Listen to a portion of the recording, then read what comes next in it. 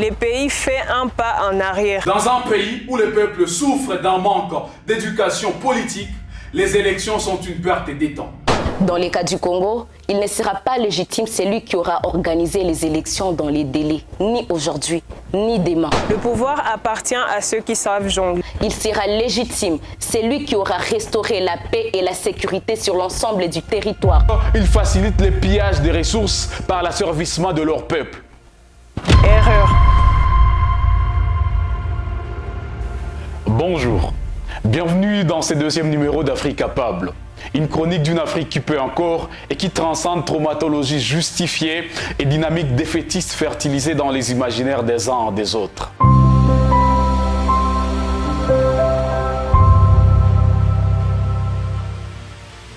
Pour ce deuxième numéro, nous abordons une question omniprésente dans la vie sociopolitique de la plupart de nos pays depuis plus de 30 ans maintenant, les élections. Ces mots dits démocratiques d'accession au pouvoir, aujourd'hui considérés comme la clé de toute légitimité dans les pays qui se disent du bon côté de l'histoire. Les élections ont conquis le monde entier et aujourd'hui même, les régimes les plus totalitaires s'évertuent à les organiser. Quoique des façades, mais au moins qu'elles témoignent d'y avoir vécu. Dans les pays pauvres comme la République démocratique du Congo, toute la gouvernance se résume en l'élection. On prend 2 ans pour la préparer et 3 ans pour en gérer les contentieux. Mais quelle réflexion faut-il aujourd'hui autour de la question électorale? Pourquoi une si grande importance accordée aux élections seulement au milieu des réalités complexes de notre pays? Mérite-t-elle cette priorité? Qu'est-ce qu'elles apportent et coûtent à nos pays? Quelles alternatives aujourd'hui et demain? En cette année où la RDC est plongée dans un processus électoral à plusieurs noms, nous nous permettons de nous interroger sur la question et d'apporter notre modeste réflexion. En 1990, un vent d'une prétendue démocratisation soufflait dans certains pays africains, dont le Zaïre de Mobutu. Cette nouvelle ère est saluée, mais on sait par qui. Cette démocratisation n'était que l'autre nom de la chute du mur de Berlin, ou alors la défaite communiste.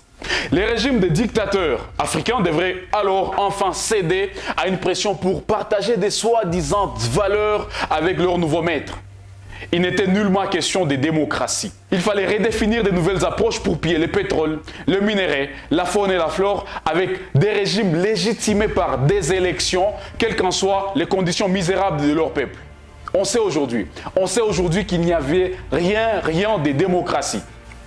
Il suffit de voir des présidents tels que Théodore Obiang de la Guinée équatoriale avec les records mondiaux de longévité au pouvoir, soit 43 ans de règne, sans partage bien sûr. Paul Biya au Cameroun, 40 ans. Museveni en Ouganda, 27 ans maintenant. Sassou Nguesso, près de 40 ans, d'abord comme Premier ministre et ensuite comme président. Paul Kagame au Rwanda ou encore Idriss Déby au Tchad, qui s'est éteint d'une mort naturelle du point de vue politique bien sûr, et dont le fils a repris les flambeaux. Et d'ailleurs certains l'ont béni comme le président Emmanuel Macron, qui fustige d'ailleurs certains putschs dans des autres pays. Géométrie désaltérée, certains diront géométrie variable. Bref, tous ces gens, malgré leur mode de gouvernance autant décrié par leur peuple qu'ils musellent, n'ont jamais été traités de dictateurs, ou du moins, timidement, par les nouveaux maîtres depuis 1990. Soit parce qu'ils servent bien les maîtres, ou parce qu'ils facilitent le pillage des ressources par l'asservissement de leur peuple. Tenez-vous bien.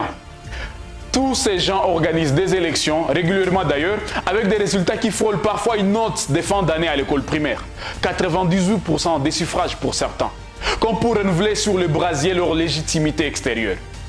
Dès lors, on peut se poser la question, est-ce que les élections ont le sens qu'ils méritent? En RDC, la démocratisation, quoique illusoire, a marché à pas de tortilles. Normal. Ici, tout marche lentement et rarement ça arrive au bout. Tout est des façades. Mais depuis 2006, les premières élections dites démocratiques et inclusives ont été organisées. Avec elles, les Congolais ont commencé à se nourrir d'une certaine culture dite démocratique, alliée élections et politique, et cela a positivement influencé les perceptions de l'ensemble du peuple congolais sur les nouvelles manières d'acquisition du pouvoir. Bonne chose. D'une certaine manière, on venait de dire aux Congolais que désormais, le pouvoir leur appartenait et qu'il leur appartenait aussi le primat de dire qui va être ou non au gouvernail de leur destin. avec une nouvelle constitution, des liesses parfois naturelles, parfois politiquement provoquées étaient au rendez-vous. Mais il y avait bien un piège. On venait d'apporter un paquet d'élections quasi vides, dans lesquelles seuls les postes éloignés des réalités sociales étaient à pourvoir, en l'occurrence la présidence, les parlements ou alors les assemblées provinciales. On venait de priver, et pour longtemps d'ailleurs, à une population déchirée par une crise multidimensionnelle, la possibilité d'être dépositaire de son propre pouvoir en ayant la possibilité de se choisir ses dirigeants de proximité. Et c'était bien calculé d'ailleurs, jusqu'aujourd'hui, il n'y a pas eu d'élection locale en RDC. Parce qu'aucun dynamisme de développement n'est en vue. Les politiques préfèrent rester dans des airs, tenir des promesses macro, des discours macro-réalité, parce que les quotidiens de leur gouverner leur échappent et ils n'ont ni la volonté, ni la présomption de s'y intéresser. Mais depuis lors, au moins, des élections s'organisent pour légitimer ceux qui conduisent tout droit à en faire un pays de près de 100 millions d'habitants. Personne d'ailleurs ne sait qui nous sommes exactement, parce que aucun ne s'est permis d'organiser les recensements généraux de la population. Tous les pays se mobilisent à l'approche des élections, comme si avec tous les problèmes, elles étaient la priorité des priorités. Erreur. Dans un pays où l'éducation politique des citoyens est une denrée rare, le pouvoir appartient à ceux qui savent jongler. Pour les cas d'espèce, le pouvoir est entre les mains des mêmes personnes depuis la période de Mobutu. Des vieux harpagons, des gibiers des potences qui n'ont plus d'honneur à préserver, des hommes sans cœur dont les discours s'accordent en genre, en nombre et en couleur en fonction du régime en place. Cette catégorie de personnes présentées comme celle qui a réussi a malheureusement des tas de soutien parmi les populations pauvres. Évidemment, dans leurs initiatives de prédation de leur propre pays, ils réservent des miettes à ces pauvres populations qui chantent leur gloire à longueur de journée avant de mourir des conséquences de leurs actes, en attendant d'être tués par les conséquences des actions qu'ils adorent. L'ambiance de toutes ces scènes d'une conscience désaltérée plonge globalement le pays dans une sorte de transe collective et les élections la ravivent. À l'approche des élections, le pays est divisé en camps antagonistes. Chaque camp apprêtant ses armes pour anéantir l'autre aux élections sans se poser des questions sur l'efficacité même de ces élections pour sauver un Congo en arc-en-ciel trop sale. Les élections ne servant bien sûr que les intérêts égoïstes d'une classe politique qui détient finalement toutes les manies pour soit les saboter, les truquer, les troubler ou les gagner. Et chaque après-élection, le pays fait un pas en arrière. Mais la bêtise insiste. Ah oui, elle insiste.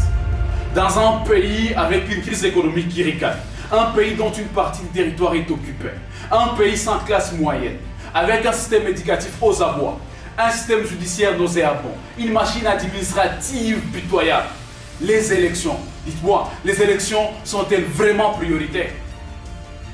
Les budgets aux pressions cardiaques nous annonçaient chaque fois qu'il y a élection, valent-ils vraiment pour des issues que nous connaissons? Aucunement pas. Loin des émotions programmées souvent par la rhétorique occidentale et par nos opportunistes internes, il faut aujourd'hui s'arrêter et repenser ces âneries évidentes. Dans un pays où le peuple souffre d'un manque d'éducation politique, les élections sont une perte de temps, d'énergie, mais surtout d'affirmation de soi. Avec tous les défis que traverse la République démocratique du Congo, les élections seraient au moins une occasion où le peuple place au pouvoir des dirigeants qu'il a préparés. Mais nous n'en avons aucun. Après 5 ans, nous voulons revenir choisir parmi les mêmes que nous observons depuis des décennies. Et même ceux qui se pointent pour la première fois n'ont aucune assise en termes de maîtrise du Congo et de ses Congolais. Tous, ils sont soit prédateurs, soit déconnectés. Suite au manque de cette éducation politique exactement, le peuple pense que seules les élections constituent un mécanisme de contrôle et de sanctions, alors que plusieurs mécanismes ont été prévus dans la Constitution. Bien évidemment, les mêmes qui tirent profit dans les élections fallacieusement organisées font tout pour que la Constitution ne soit jamais, alors jamais vulgarisée comme il se doit. Il faut aussi que les élections locales ne se tiennent jamais, parce que sans élections locales, les mécanismes de contrôle semblent être juste idéaux, difficilement applicables à tous les niveaux. les partis politiques qui rivalisent avec des champignons en République démocratique du Congo, plutôt que de jouer le rôle des canaux d'éducation civique et politique de leurs militants, ils mobilisent à longueur de journée des badauds et des œuvrés pour gonfler leur rang. Il faut que cela cesse. Il faut que cela cesse. Mais cela n'est possible que si chacun d'entre nous est capable d'en être révolté, ne pas trouver ça normal et se liguer pour repenser un autre Congo possible, une autre Afrique possible. Cela passe par le refus des élections à la manière dont elles sont organisées, comme mécanisme idéal d'accession au pouvoir et de légitimation de ces derniers. Non, un régime ne devient pas légitime parce qu'il est issu des élections. Un régime devient légitime lorsque la gouvernance mise en place rime avec le besoin et aspiration de son peuple. Et l'Occident devrait comprendre ça. Faire des déclarations sur la tenue des élections et rester bouche bée quand le peuple est meurtri par l'incompétence au sommet des États africains est purement ridicule. Tolérer que la pauvreté soit définitivement acceptée pour congénitale en Afrique parce que des dirigeants sans âme servent leurs intérêts et ceux de leurs partenaires occidentaux et qu'ils soient continuellement pris pour des modèles par ces derniers parce qu'ils organisent des élections qui relèvent simplement d'une aberration volontaire et d'une cruauté durable et ancrée dans les politiques étrangères de la plupart des pays occidentaux qui se présentent comme des modèles de la démocratie. Les élections ne sont pas un besoin prioritaire pour un peuple qui ne sait que vivoter. Il appartient à ces derniers de s'organiser, de fabriquer ses leaders, de les façonner, de les former et de les placer ensuite à la place qu'il faut pour décoller. C'est cela le pouvoir du peuple, par le peuple et pour le peuple.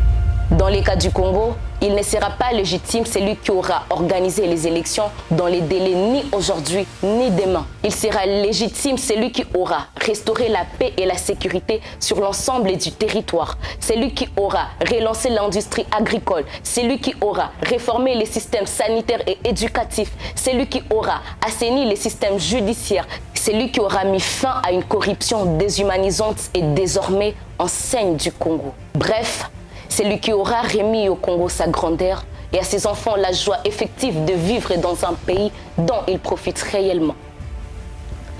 Tout le reste, la plupart de fois, n'est qu'un culte de personnalités infantiles ou bêtises au fur des années commémorées. Quant aux élections de décembre 2023, peut-être que ce numéro d'Afrique capable arrive trop tard. Mais l'écrivaine sénégalaise Mariana Ba disait dans sa si longue lettre, je cite, « De l'humus sale et nauséabond peut jaillir la plante verte. » Fin des citations.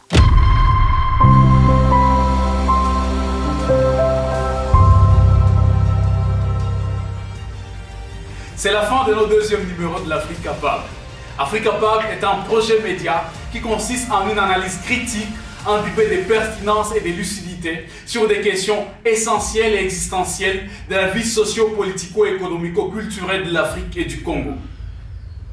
Afrique capable se veut un germoir de repères critiques sur notre destinée et un espace objectif de profonds questionnements sur notre agir ensemble afin d'assumer notre grandeur. Merci à la grande équipe derrière cette initiative, à la commission recherche, mais également à la commission de production. Nous vous donnons rendez-vous dans notre prochain numéro. Vous pouvez nous laisser des commentaires sans oublier de vous abonner et d'activer la barre des notifications.